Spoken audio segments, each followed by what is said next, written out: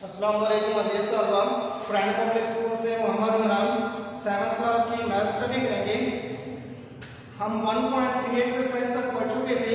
आगे 1.4 एक्सरसाइज से शुरू कर रहे हैं। 1.4 एक्सरसाइज शुरू करने से पहले वहाँ पर कुछ प्रॉपर्टीज हैं, जैसे कि कम्यूटेटिव प्रॉपर्टीज, एसोसिएटिव प्रॉपर्टीज और आइडेंटिटी प्रॉपर्टीज। आज हम करेंगे डिस्कस कम्यूटेटिव प्रॉपर्टीज को, कम्यूटेटिव प्रॉपर्टीज ऑफ यूनियन और commutative properties of intersection. Commutative property को उर्दू में कहते हैं खासियत मुबादला। जो पहले हमारे पास बुक में है वो है commutative property of union.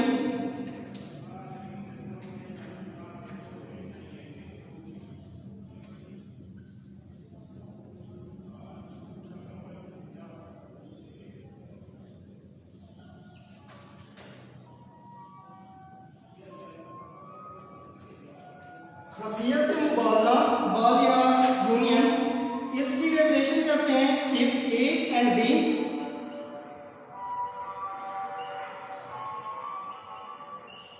any two sets, if A and B any two sets, then A union B is equal to B union A is called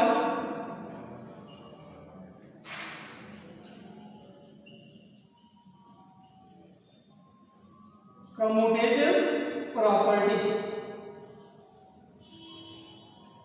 of two sets. If A and B any two sets, then A union B is equal to B union A is called commutative property of union of two sets. ये union of two sets है। अगर हमारे पास कोई से दो set होंगे, A B भी हो सकता है, X Y भी हो सकता है, S K भी हो सकता है, कोई से दो सेट हों तो हम उसको किस तरह लिखेंगे? A union B is equal to B union A। दोनों तरफ पहले लिखेंगे, दूसरी तरफ जब लिखेंगे तो उनके सेट ऑर्डर चेंज हो जाएंगे। जैसे इधर पहले A था, उस तरफ हमारे पास पहले क्या आ गया? B आ गया। इसके ऑर्डर्स क्या हो गए? चेंज। इसको हम क्या कहते हैं? Commutative property of union of two set. दोबारा डेफिनेशन सुने, कम्यूटेटिव प्रॉपर्टी ऑफ यूनियन की क्या डेफिनेशन है? if A and B any two sets, then A union B is equal to B union A is called commutative properties of union of two sets. इसी तरह intersection की भी है। Intersection से जाने से पहले कुछ मैं सेट देता हूँ आप लोगों को, आपने खुद उसकी प्रैक्टिस करनी है। फॉर एग्जांपल आपके पास सेट है x और y, इसकी कम्यूटेटिव प्रॉपर्टी बनाएंगे। कैसे बनाएंगे? ये x union y is equal to, दूसरी तरफ जब लिखेंगे तो इनके ऑर्डर्स क्या हो जाएंगे? चेंज हो जाएंगे। ऑर्डर चेंज क्या होंगे? पहली तरफ हमारे पास होगा y यूनियन क्या होगा? x। पहले x यूनियन y था, दूसरी तरफ क्या आ गया? y union x। इसी तरह s और दूसरा u और l और m, इनके आपने खुद क्या करनी है? कम्यूटेटिव प्रॉपर्टी ऑफ यूनियन बनानी है। ये आप लोग प्रैक्टिस के लिए करोगे। उससे आगे है हमारे पास commutative property of intersection.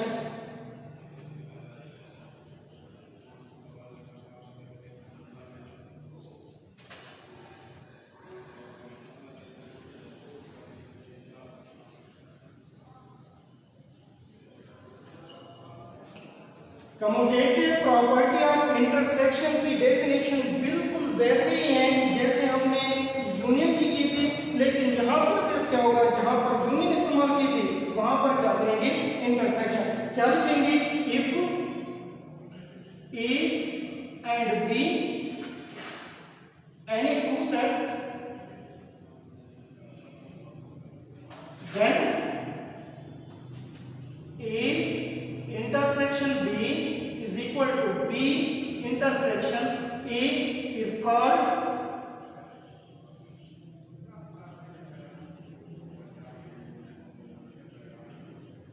commutative property of intersection। किस तरह डेफिनेशन करेंगे कम्यूटेटिव प्रॉपर्टी ऑफ इंटरसेक्शन की? If A and B any two sets, then A intersection B is equal to B intersection A is called commutative property of intersection of two sets।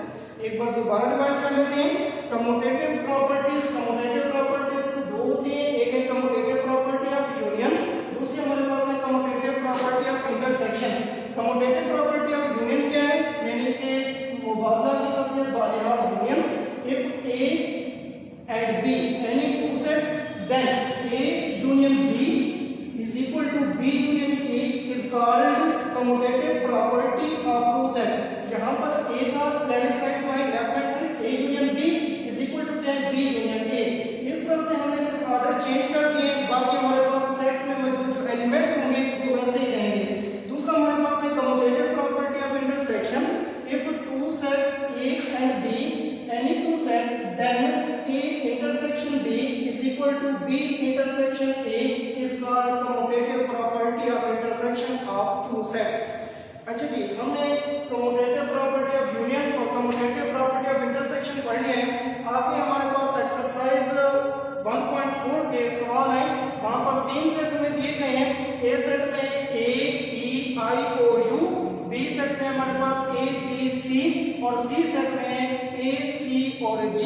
अब हमने find करना है, पहला जो हमारे पास set है वहां पर लिखा हुआ है A intersection B is equal to B intersection A। A intersection B is equal to B intersection A। ये कौन सा लाइन या कौन सी प्रॉपर्टी है, ये हमारे पास है कम्यूटेटिव प्रॉपर्टी ऑफ इंटरसेक्शन। सबसे पहले ये लेफ्ट हैंड साइड और ये हमारे पास right hand side. Left hand side A intersection B, हम सबसे पहले लिखेंगे ए सेट हमारे पास क्या है, A E I O U intersection. उसके बाद बी सेट लिखेंगे, बी सेट क्या है, A B C। इंटरसेक्शन में हम क्या करते हैं, दो सेटों में, इन दोनों सेटों में देखेंगे जो एलिमेंट्स दोनों सेट में होंगे कॉमन, वही हमारा क्या होगा, आंसर। और इसमें हमें ख्याल रखना है कि हमारे पास कोई भी सेट क्या ना रिपीट ना हो, यानी कि ए यहाँ भी है, ए यहाँ भी है, हम ये भी लिखेंगे, ये भी लिखेंगे, इस तरह नहीं करेंगे। हम क्या करेंगे, दोनों सेट में जो एलिमेंट्स होंगे कॉमन वही लिखेंगे। पहले से में देखें कौन सा है, यहाँ पर है ए और इसमें भी ए मौजूद है, तो क्या होगा, ए। उसके बाद यहाँ पर ई है, इस सेट में ए मौजूद नहीं है, यहाँ पर आई है, आई यहाँ पर भी नहीं है, ओ यहाँ पर है, यहाँ पर ओ नहीं है, यहाँ पर यू है, यू यहाँ पर भी नहीं है, और इधर बी और सी सेट मौजूद है एलिमेंट, और इस सेट में बी और सी नहीं है। तो दोनों सेटों में सिर्फ एक ही एलिमेंट कॉमन है, तो कौन सा है, एक। तो हमारा आंसर क्या होगा, ए। अब left hand right hand side करते हैं। RHS is equal to B intersection A is equal to, पहले अब लिखेंगे B सेट, ऑर्डर चेंज हो गए, पहले था A इंटरसेक्शन B, अब ऑर्डर चेंज हुए, सेट के क्या हो गए, B इंटरसेक्शन A। अब पहले लिखेंगे B सेट, B सेट हमारे पास क्या है, A B C intersection,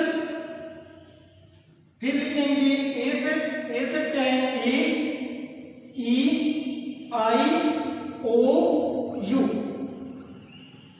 intersection में मैंने पहले बताया आपको, इंटरसेक्शन में हम क्या करते हैं, दोनों सेटों में देखेंगे जो एलिमेंट होंगे कॉमन वो हमारा होगा आंसर।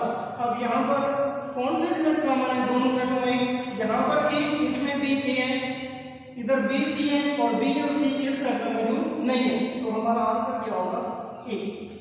दोनों का आंसर क्या हो गया, इक्वल। हम क्या लिखेंगे, left hand side is equal to right hand side. इसी तरह दूसरा हमारे पास है A union B, B union A। ये था इंटरसेक्शन का। अब एक करते हैं यूनियन वाला। इसी तरह इंटरसेक्शन के क्वेश्चन नंबर 1 के दूसरे पार्ट भी हैं, वो आप खुद करोगे, प्रैक्टिस करोगे, प्रैक्टिस रजिस्टर पर खुद करेंगे। इसी तरह से दो सेट जो भी आपको दिए गए होंगे उनमें देखेंगे जो एलिमेंट्स होंगे कॉमन, वो हमारा क्या होगा, आंसर। इंटरसेक्शन में हम करते भी यही हैं कि सेटों में देखते हैं जो एलिमेंट्स कॉमन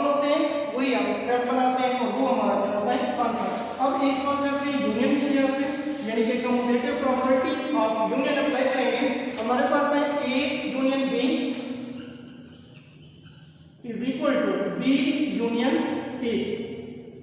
ये लेफ्ट हैंड साइड और ये right hand side. Left hand side is equal to A union B. A से लिखेंगे A E I O U, फिर यूनियन, फिर बी से लिखते हैं ए बी सी। यूनियन में हम क्या करते हैं, दोनों सेटों, तीन सेट भी होंगे वो आगे एसोसिएटिव लॉ में पढ़ेंगे। फिलहाल हम कम्यूटेटिव लॉ पढ़ रहे हैं तो यहाँ पर सिर्फ दो सेट होंगे। दोनों सेटों के एलिमेंट्स को इकट्ठा करके एक ही सेट बनाएंगे। हम जब दोनों सेटों के एलिमेंट्स को इकट्ठा करेंगे तो हम उसमें एक चीज का, दो चीजों का ख्याल करते हैं। कौन सी दो चीजें होंगी? एक तो ये होगा कि कोई भी एलिमेंट उसमें रिपीट ना हो, और दूसरा उनके ऑर्डर्स का ख्याल करना है। ये लिखे असेंडिंग ऑर्डर से लिखना है। अगर हमारे पास डिजिट्स होंगे तो हम उनको असेंडिंग ऑर्डर में लिखेंगे। अगर अल्फाबेट होंगे तो सबसे पहले जो अल्फाबेट आता है वो लिखेंगे, फिर उसके बाद जो आते हैं वो लिखेंगे। अब ये हमारे पास अल्फाबेट्स हैं तो हम इसके ऑर्डर्स का ख्याल रखेंगे, यानी कि तरतीब का ख्याल रखेंगे। सबसे पहले अल्फाबेट में ए आता है ए, उसके बाद बी, उसके बाद सी, उसके बाद बी आता है। बी हमारे पास दोनों सेट में नहीं है। उसके बाद क्या है? ई, उसके बाद एफ, उसके बाद एफ है नहीं, एफ ई आई, उसके बाद ओ, फिर क्या होगा? यू। यूनियन करते वक्त हम दो बातों का ख्याल रखते हैं। एक कि हमारे पास उनके ऑर्डर से, यानी कि एलिमेंट्स की तरतीब का ख्याल रखना होता है। जो पहले एलिमेंट्स आते हैं वो पहले के बाद में होंगे, यानी कि अल्फाबेट जो बाद में आते हैं वो बाद में लिखेंगे। इसी तरह अगर हमारे पास डिजिट्स होंगे तो उनको असेंडिंग ऑर्डर में लिखेंगे। सबसे पहले छोटा छोटा हिस्सा, उसके बाद उससे बड़ा, उसके बाद उससे बड़ा, एंड इसी तरह भी लिखेंगे। इसी तरह अब हमारे पास राइट हैंड साइड है। Right hand side is equal to B union A. सबसे पहले लिखेंगे बी सेट। बी सेट क्या है? ए बी सी, फिर यूनियन, फिर लिखेंगे ए सेट। ए सेट क्या है? ए E I O you. Union में क्या करते हैं?